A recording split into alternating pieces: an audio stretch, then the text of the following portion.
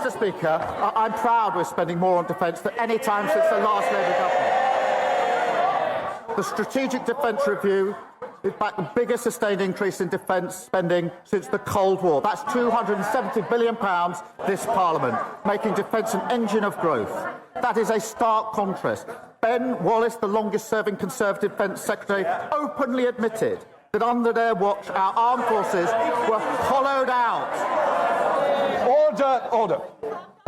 Mr. Bowitt and Mr. Cartledge, it is continuous week in, week out, and there's a couple over here who will also be going out for a cup of tea with you. Please, calm it down, or you know the consequence. Prime Minister. Mr. Speaker, they shout on a Wednesday and they defect on a Thursday. The loudest shouter used to be the former Shadow Justice. We should take a note of who's shouting most loudly this week. Mr. Speaker, the Prime Minister wants to talk about defections. Let me tell him that when I had someone undermining my party, I sacked him. If he sacked... Mr. Speaker, if he sacked...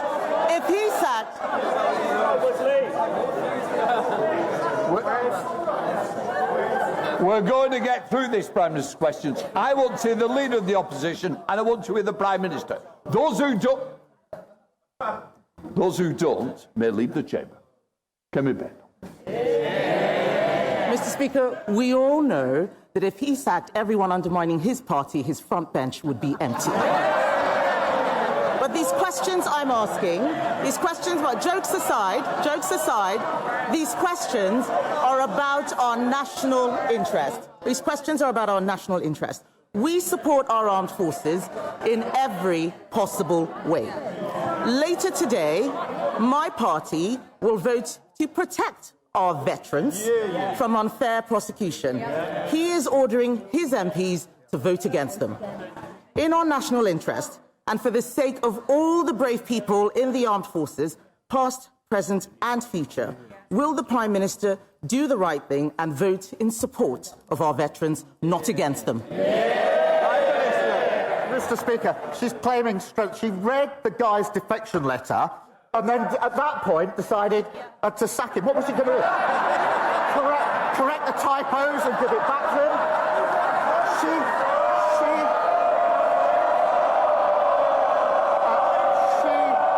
She should have sacked him when he made disgraceful comments about faces in Birmingham, and she failed to do so.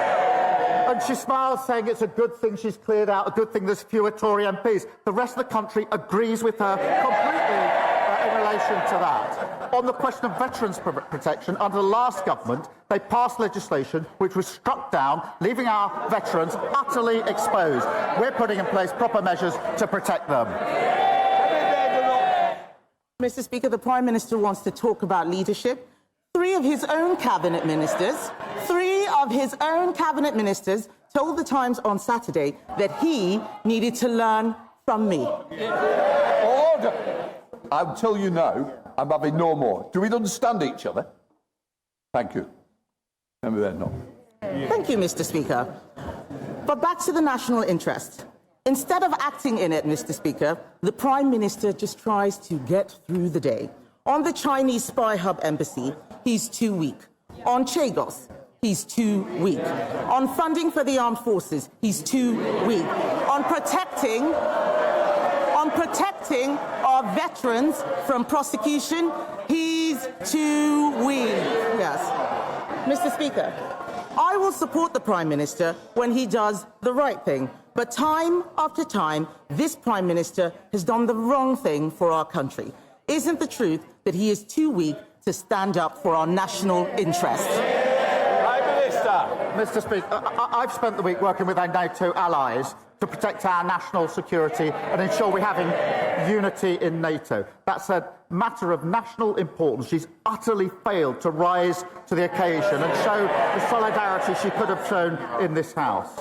She spent the week trying to hold together what's left of the Tory party. And she says I should learn from her. She has no judgment. Only a week ago, she was saying in relation to Greenland, she shrugged and said it's some second-order issue. Terrible judgment. Then she flip-flopped with 3 different positions in 10 days on Greenland. She said Liz Truss's mini-budget was 100% right. She said last week she was 100% confident there'll be no more defections just before the latest defection. I'm beginning to think her judgment isn't 100% reliable. Thank you, Mr. Speaker. NHS waiting lists in Birmingham are down by almost a quarter under Labour and still that's more than 28,000 people no longer stuck waiting for essential treatments. Yes, there are challenges still, but they are being addressed and progress is being made. Does he agree that this progress must be sustained, including by reducing ambulance waiting times? Well, I'm pleased to confirm, Mr. Speaker, that last week saw the second biggest fall in NHS waiting times for 15 years. Waiting lists down by more than 300,000, recruitment of GPs an extra 2,900, and ambulances are arriving nearly 15 minutes faster this winter than they were last year. There is much more to do. That's why we're delivering the biggest upgrade to our ambulance fleet for many years. That progress has been made possible by Labour's decisions that were opposed by the parties opposite. Leader of the Liberal Democrats, Ed Davey. Thank you, Mr. Speaker. We remember how Tony Blair ignored warnings from these benches and tied himself to an unpopular American president and a disastrous foreign policy, while close allies like Canada and France looked on in horror. With Donald Trump increasingly acting like a crime boss running a protection racket, threatening to smash up our economy unless he gets his hands on Greenland, will the Prime Minister avoid Blair's historic mistake, take our advice this time, and join Prime Minister Carney and President Macron in standing up far more strongly to President Trump? Prime Minister. Well, he clearly isn't listening. I said I will not yield on the principles and values that I uphold, this country upholds, in relation to the future of Greenland. But the relationship with the US matters, especially on defence, security and intelligence and nuclear capability, also on trade and prosperity. Mr. Speaker, whilst he's trying to get sound bites, we mustn't forget a war is raging in Europe. It is in its 4th year. The Russians are raining bombs down on Ukrainian civilians day and night. Temperatures were minus 20 in Kyiv last night. 60% is without power. People are erecting tents to keep themselves warm. We have to work with our allies, including the US, on security guarantees to make sure we can do what we must do in relation to Ukraine. Now, that does not mean we agree with the US on everything, and I've been absolutely clear on my position on Greenland and my position on tariffs, but it is foolhardy to think that we should rip up our relationship with the US, abandon... Of course, we're not arguing that, Mr. Speaker. We're arguing he follows France and Canada, our close allies. But here's one thing that we can agree on, Mr. Speaker, that the UK strengthens our defensive capabilities, like the Prime Minister said earlier. But, Mr. Speaker, the government is going far too slow in investing in our defensive industries. It hasn't even published the defence investment plan that was promised last autumn. And that delay is putting critical industries like helicopter manufacturing based in Yeovil at risk. Putin is waging a war in Europe. Trump is threatening to undermine NATO. We have to rearm fast. So why won't the Prime Minister just get on with buying great British helicopters made in the West Country? Prime Minister. Well, Mr. Speaker, that's about the cheer across the whole country. Mr. Speaker, we are increasing defence spend to the biggest spend since the last Labour government. We are doing that because of the decisions we took at the budget in relation to the money that's available. He wants more money on defence spending. He wants it faster. What did he do at the budget? Did he stand up and say, I support this? No, he voted against it, against the measures necessary to carry out the upgrade. Thank you, Mr. Speaker. Sadly, on Christmas Day, my constituent Beryl Barrett passed away after tragically falling into an unrepaired pothole.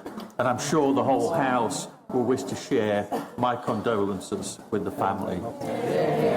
In my constituency of Mansfield, there are literally thousands of potholes in our roads which Notts County Council are failing to repair. Does the Prime Minister agree with me that it's time the Council took action to repair our roads? And will he meet with Beryl's family so that we can work together to ensure that no more accidents like this happen again? Prime Minister. Can I send my deepest sympathies to Beryl's family, and I will make sure the Roads Minister meets the family at the earliest opportunity. Mr. Speaker, it shows why tackling potholes really matters. We're investing £2 billion in East Midlands to fix the roads and improve local transport. We're also putting in place tough new standards so that councils must prove they're fixing roads properly. I'm pleased many excellent Labour councils across the country are leading by example. Dr. Ellie-Charles. Thank you, Mr. Speaker. For decades, our rivers, lakes and seas have paid the price of a failing system, so the Water White Paper is a welcome first step in beginning to set things right. But there's a glaring gap. Agricultural pollution contributes 40% of the pollution in our waterways, but merits only one single page in this white paper. Can the PM tell me why on earth this is the case, and when he will start working with farmers to support river-friendly farming practices and treat agricultural pollution as seriously as sewage pollution? Prime Minister. We inherited a real mess on water, and we're taking the most effective and far-reaching measures to deal with it.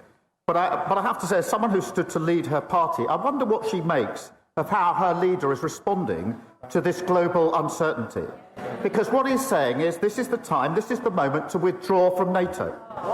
This is the time to kick the US out of our military bases. This is the time to negotiate, hear this, with Putin to give up our nuclear deterrent. I'm sure Putin will be very quick on the line for that one.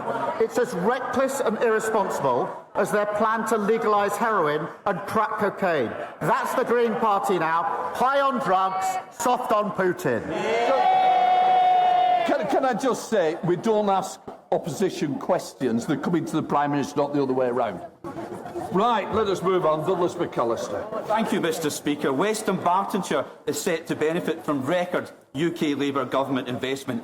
£60 million of local growth funding just announced for the Glasgow City region, to add to the £20 million for Dumbarton Town Centre regeneration. Add to that the £20 million Pride in Place funding for my hometown of Clydebank, and the £1.5 million immediate impact funding. Does the Prime Minister agree with me that this is in stark contrast to the SNP, who abandoned their communities, and demonstrates the difference a Labour government makes to Western Bartonshire and to Scotland? Well, I'm very pleased, Mr. Speaker, we're backing his hometown of Clydebank with £20 million of Pride in Place funding. And just this week we hosted a reception meeting people working hard to change their neighbourhoods across the whole United Kingdom. That's Labour delivering on national renewal. And as he rightly says, compare that to the SNP, more interested in squabbling over independence than using a record settlement to fix Scotland's public services. Robin Swan. Thank you very much, Mr. Speaker. Challenging economic inactivity and supporting the vulnerable across the country is something that we all want to address. So would you be surprised to learn that in Northern Ireland around 11,000 people previously supported by the UK Shared Prosperity funding programmes will see those programmes cut dramatically, compounded with 400 job losses? So can I ask the Prime Minister, does he support those cuts of those vital programmes? And will he arrange an urgent meeting for me with the relevant decision maker in government and the organisations who have been impacted so that these changes and challenges can be resolved? Prime Minister. We've delivered a record settlement for Northern Ireland in the budget to strengthen public services and to kickstart growth. And the Local Growth Fund, designed actually in partnership with the Executive, will see £45 million every year to support local growth. But I'm very happy to make sure that ministers meet him to discuss the particular concerns that he has. Stinson. Thank you, Mr. Speaker. 1.5 million women in the UK live with endometriosis, which is a painful and life-changing condition. As chair of the Endometriosis APPG, I met Jessica Smith and Endo Warriors West Lothian to discuss their campaigns for a national endometriosis registry to capture and audit diagnosis, treatment and outcomes. Will he join me to commend the work of Jessica, Endo Warriors Wesleyan and Endometriosis UK? And will he meet with me to discuss creating a registry to improve the lives of women living with endometriosis? Prime Minister. Well, let me pay tribute to her and all women and others who are campaigning on these vitally important issues. Far too many women are left waiting in serious pain for care, and that's why we're investing £8 million in research on diagnosis, treatment and pain management. I know the Minister for Women's Health will be keen to talk to her about her proposals and the issues, and I thank her for raising it. Gregory Campbell. Thank you, Mr. Speaker. I have a constituent not yet 30 years old, a civil servant who's just been diagnosed with a terminal illness. She's been told she has a very short time to live. Because of her condition, she was given a retirement date, which was just last week. She has not received notification of any actual pension payment and has spent long hours trying to contact Capita. HMRC has claimed that all outstanding documentation has been supplied to Capita in November. I've written to the Chancellor, contacted the MP hotline and Capita. It still remains unresolved. Can the Prime Minister, along with the Chancellor, help to get this action resolved immediately? Prime Minister. Can I thank him for raising this case, and I'm truly sorry to hear about his constituent. If he wouldn't mind following up with the details of the case, I will make sure that it's dealt with urgently on behalf of his constituent. Neil Coyle. Mr. Speaker, yesterday I welcomed Bermondsey PC Kevin Webster to Parliament after his recognition as Met's PC of the Year 2025. Will the Prime Minister commend Kevin for his local work and that of Southwark Labour Council's amazing nighttime antisocial behaviour team? Will he tell us when they'll have new powers under the Crime and Policing Bill? And will he remind the Met that its access standards require all local officers like Kevin to be a maximum 20-minute walk from their ward, a policy currently going unmet in Rotherhithe? Prime Minister. Can I congratulate Kevin and thank police across our country working hard to protect our communities? The party opposite decimated local policing and we're restoring it. There will be 3,000 more neighbourhood police on our streets by spring, an example of the change people will feel this year. Our Crime and Policing Bill will give officers more powers to tackle knife crime, shoplifting and antisocial behaviour. I want officers to have those powers as swiftly as possible. The Tories and Reform voted against them. Alfred Blandry. My constituents in Chester South and Eddisbury are deeply concerned by proposed cuts to police community support officers across Cheshire. The Labour Police and Crime Commissioner, Dan Price, was silent on this issue, seemingly content to see numbers slashed across the county until residents and local MPs spoke out. Now he seeks to present himself as campaigning to save PCSOs, whilst proposing to substantially increase the precept, all at the same time as planning to increase spending on his office by £513,000 next year. Does the Prime Minister agree that this represents a failure of leadership and that money would be far better spent increasing PCSOs on our streets? Prime Minister. This comes from the party that broke our criminal justice system, just like the fact they broke our economy and our NHS. They hollowed out local policing. We're restoring it. There'll be 3,000 new officers in spring of this year. Thank you, Mr. Speaker. The thug in the White House has shown that he doesn't listen to grovelling or sycophancy. He'll continue to harm British interests, no matter how compliant we are, and, like all bullies, he will always find the weakest link. Will the Prime Minister close ranks with our European allies and commit to retaliatory tariffs? Well said. Prime Minister. Mr. Speaker, I've made our position clear. I've set out my principles. I'm not going to yield on those principles. But as I said on Monday, of course we need to protect our national interest, and we will always protect our national interest. But simply hurtling at the first opportunity into a trade war is going to hurt working people and businesses across the country. And that is why I'm working hard to make sure we do not get to that point, and I'll continue to act in the national interest. Johnny Joe Hurst. Thank you. Mr. Speaker. Now, the Prime Minister may be aware that my local authority in East Riding of Yorkshire is the lowest funded per pupil for children with special educational needs and disabilities, and that his local authority in Camden is the highest, an inequality he has repeatedly pledged to end. Well, Mr. Speaker, the results are in. Next year, children in my local area will receive just under £1,000. Children in his local area will receive over £3,800. The gap is getting wider. So can the Prime Minister explain to the House why he thinks children in my constituency are worth so much less than the children in his? We're applying their formula. The one that you put in place in government. We're changing it. Special educational needs is probably raised with me more than any other issue in this House. We're proposing reforms. The issue he's highlighted, the problem he's highlighted... Order. Sorry, Prime Minister. Mr Oldham, as Shadow Secretary of Transport, you'll begin the express train and it'll be out of it. I think he may be making himself the next candidate for the Thursday defection, because it's oh, maybe it's someone else. Those that shout loudest end up over there. I thank Reform supporting our recycling moves, because soon they're going to be a party entirely made up of... Order. Prime Minister. Mr Holden, I think you need to leave.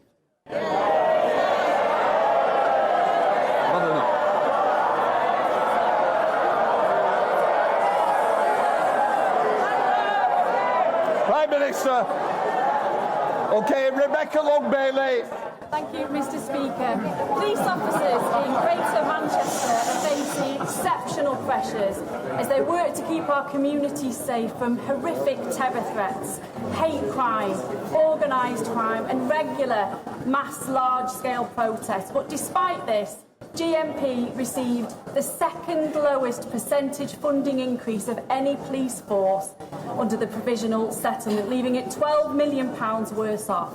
Now, I know the Prime Minister will share my concerns, so will he urgently work with the GM Mayor, Deputy, myself and Greater Manchester MPs to ensure that GMP has the funding it truly needs to keep our communities safe? Prime Minister. Can I thank her and say I was humbled to visit Greater Manchester Police after the Heaton Park synagogue attack. The professionalism and bravery that they showed was remarkable. Mr Speaker, we've boosted total police funding, and Greater Manchester will receive up to £902 million, an increase of over £31 million. I want to reassure my honourable friend we'll continue to work with her and local leaders to make our streets safe. Matthew. Mr Speaker, my constituency of Melksham and Devizes does not have a minor injuries unit, leaving many to travel far afield to Bath or Swindon to access A&E services. Would the PM please meet with me to discuss the need for an expanded hospital provision in my constituency? Thank you. Prime Minister. Thank him for raising this on behalf of his constituents. I will make sure he gets the meeting with the relevant minister to talk through his particular concerns so that we can seek to address them. Thank you, Mr Speaker. After 14 years of Conservative austerity, councils are finally getting the support they need to deliver for residents. In my constituency of Bolton South and Walkden, under the leadership of Councillor Nick Peel in Bolton and Mayor Paul Dennett in Salford, increased funding is being turned into restoring frontline services, investment in town centres and support for families. Does the Prime Minister agree that the councils need serious leadership and long-term funding certainty to deliver, not short-term protest politics that put services at risk? And will he commit to continuing that support? Prime Minister. Well, I thank her for a question. Labour's boosting funding for councils that were chronically underfunded by the party opposite. I pay tribute to Labour councils delivering results for her community in stark contrast to the division and chaos we've seen from Reform councils wherever they've been elected. Katie Lamb. Tens of thousands of people across Kent and Sussex were without running water last week. While the response of South East Water was shambolic, the Staplehurst Emergency Help Team got a bottled water supplier, set up a collection station and delivered water to vulnerable people. Using only volunteers, they supported local people, businesses, farms and care homes with 20,000 bottles of water. Does the Prime Minister think, as I do, that South East Water should be ashamed to be schooled in crisis response by the volunteers of the Staplehurst Emergency Help Team? Yes. And has he, like many of my constituents and many of our colleagues, lost confidence in South East Water's Chief Executive? Prime Minister. Well, I thank you for raising. The situation is completely unacceptable. And we welcome Ofwat's investigation into the company. That is the right thing. The Environment Secretary met company bosses last week to stress the need for accountability, and ministers are continuing to chair daily meetings. But it is totally unacceptable and it needs to be fixed. Lee Barron. Thank you, Mr. Speaker. For too long, many of my constituents in Corby and East Northamptonshire have not had access to good, secure, well-paid jobs. We made a commitment in our manifesto that we would change that. You can't grow an economy based on insecure work where from one week to the next somebody doesn't know how many hours they're going to work or how much money they'll be paid. Would the Prime Minister agree with me that all workers should have the hours that they actually work reflected in their contracts so that we can give all working people the security to plan their finances, the security to plan their lives, and the security to build a future for themselves and their family? Prime Minister. Well, I'm proud of this Labour government delivering the biggest upgrade to workers' rights in a generation. And we're ending exploitative zero-hour contracts, ending unscrupulous fire and rehire practices, plus parental leave and sick pay. And workers will benefit from those rights in April, Mr. Speaker, and they should never forget that Reform and the Tories opposed every single one of them. Robert Jenrick.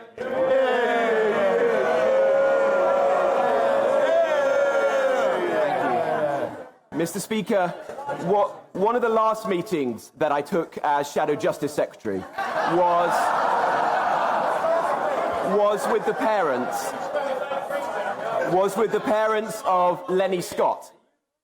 Lenny Scott was an exceptionally brave prison officer. He uncovered corruption in his prison. He left the service, and years later he was hunted down and brutally murdered. Because he died after leaving active service, there was never any compensation paid to the children that he left behind. I know the Prime Minister would want to right this wrong. I wrote to the Justice Secretary privately after I discovered this, and I should say his parents never asked for any support. Would the Prime Minister correct this, ensure that this brave man's children have the support that they need as they grow up without the father that they deserved, and join me in thanking all the brave men and women who serve us in our prison service? Prime Minister. Well, I thank him for raising this, and I will make sure that it is looked into as a matter of urgency, given the circumstances he's set out. Fred Thomas.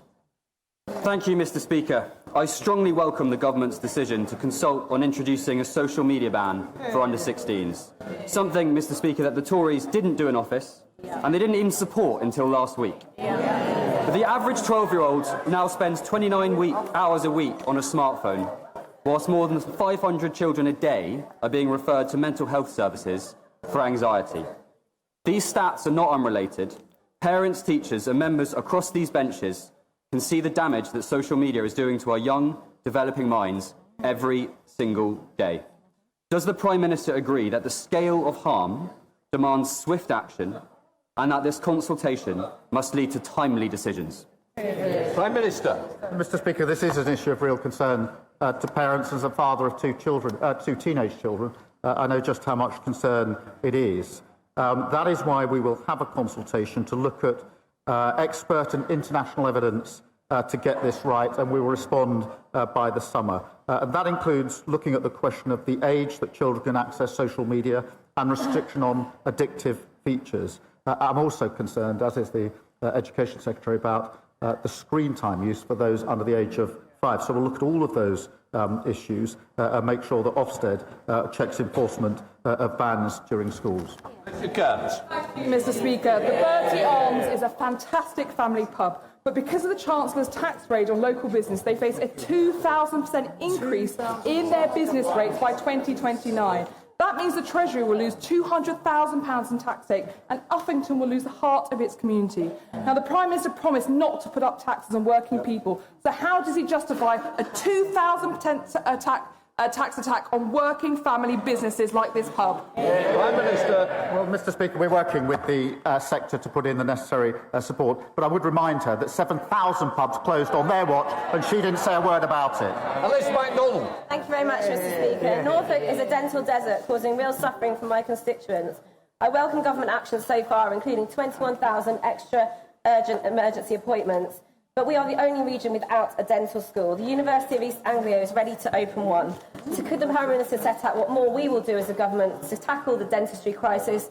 And will he back our calls for a new dental school in our region? Prime Minister. Well, since day one, she's fought for her constituents on this issue, and I pay tribute to her in relation to that. I agree the University of East Anglia would be an excellent candidate for any additional funded dentistry places available in the future. Mr. Speaker, we're also reforming contracts and making sure dentists spend more time working in the NHS to ring thousands of extra appointments to fix the failure that we were left with. Final question, Gideon Amos. Thank you, Mr. Speaker. Children with disabilities and special educational needs in Somerset will be severely hit if the government goes ahead with removing the remoteness uplift from those authorities. Will the government commit to ensuring that those councils with the largest land area in the country, of which Somerset...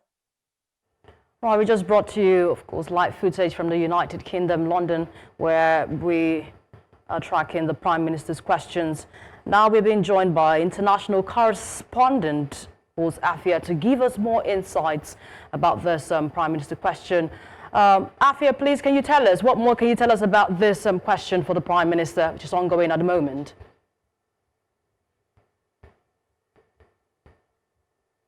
I guess, by Donald Trump and his ambitions to take over Greenland, and of course his comments on the Chagos Islands and the fact that the United Kingdom is going to hand back the Chagos Islands. So we started off with the Conservative Party leader, Kemi Badenoch, talking about the issue of Trump seeking to acquire Greenland. She acknowledges that she and Starmer agree that Greenland's future should only be decided by its people.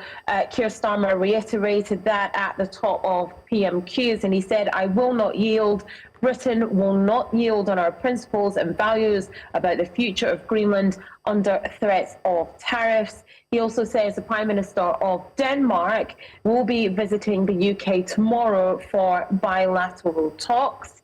Kemi Badenoch, the leader of the Conservative Party, then asked about the Chagos Island and asked if the Prime Minister agrees that the people from the Chagos Island should get to decide their own future, as he believes the people of Greenland should do. Trump made his position, Starmer, made his position very, very clear on that, saying that Trump's words on the Chagos Islands yesterday were different from his previous words of support when Starmer and Trump met at the White House. Remember that Trump said that the UK handing sovereignty of the islands to Mauritius is an act of great stupidity.